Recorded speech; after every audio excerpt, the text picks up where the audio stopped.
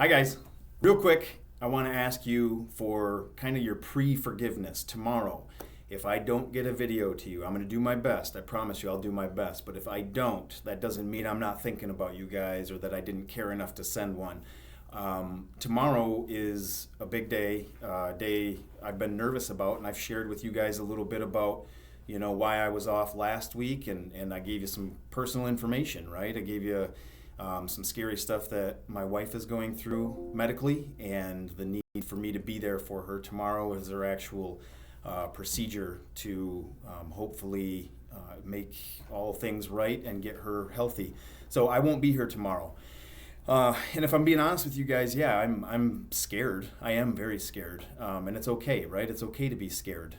It's okay to have those feelings, and it's okay to admit those things. But that got me thinking as I'm going through my fear.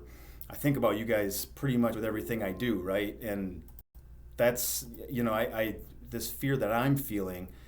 I really started to think about the fear that you guys must have felt when you got here, or when you go to court, or when you have a situation at home that is problematic or dangerous or whatever.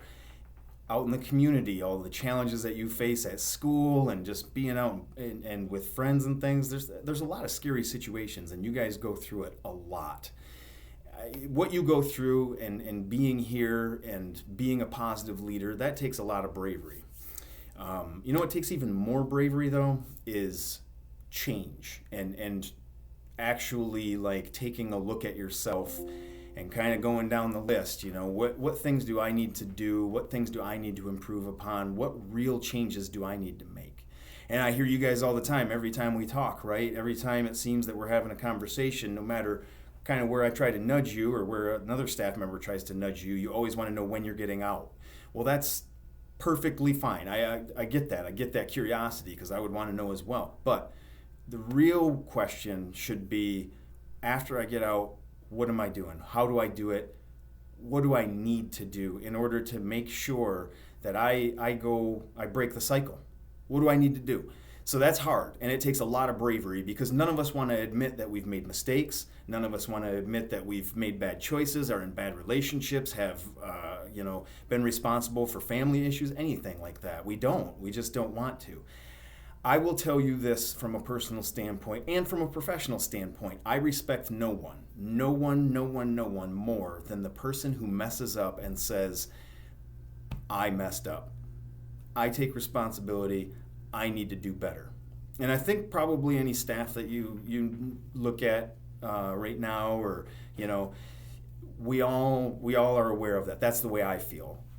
I really don't have much room for discussion or for forgiveness or anything or understanding when it comes to the person who blames other people, who says, there's nothing wrong with me, it's all you. Like, we always have room to improve, and we all make mistakes. I've made probably a dozen today, right? That's life. That's who we are as human beings, and that's okay. I perfectly I'm perfectly fine with sharing with you that I'm scared for tomorrow. I will be brave for my wife, but that's the way I feel. But I'm also comfortable with telling you there's every single day I go about my job here, and I make mistakes. And if you ask the supervisors, they'll tell you, yep, he makes a lot of mistakes. The best I can do is learn. The best I can do is own my mistakes. Say, yep, I did that. It's okay. It's not the do all end all. I still have an opportunity now to do better, and that's all I can do, right? So unless it's something malicious or negligent, meaning mean, or just totally like you just kind of like totally ignored your responsibilities, then it's always workable. And I want you guys to understand that, because as a young man, I was very, very afraid of making mistakes. I still am, but because it doesn't feel good. And it takes a good amount of bravery to say, yep, that's on me. But man, there's so much room for growth in there, and personally, professionally, my respect grows so much more for that person who's willing to take a look at themselves and say, I got to change. So yeah, that's kind of what I wanted to tell you guys, was have the bravery. As I'm thinking about having to be brave tomorrow, I'm asking you guys to have the bravery to really take a look at yourself. You're going to get out of here, right? But what are you going to do after that? That's where the bravery kicks in, is when you have to say no to old patterns, when you have to really, as the anger arises in certain situations, and you have to be brave enough to say, no, I got to shut that down, man. I got to use my words. I got to work with the people around me and be more understanding. That's bravery. I'm asking you guys to find that bravery within yourselves, whether you're here or whether you're outside. It's time. It's time to start developing it so you can do it a lot earlier than I did, because it took a long time, and it took a lot of me learning that the best route in any situation, at home, at work, at school, is always, always, always take it on and say, that's on me. I will do better, and learn. So, okay, enough blabbing. Really all it breaks down to, everything I'm talking about, is what? Break the cycle. Break the cycle. Find a new way of thinking. Be brave. Don't just, try to push it off or try to blame other people. Break the cycle. Start a new one. Make a cycle, because that's what we do. We are cycle breakers.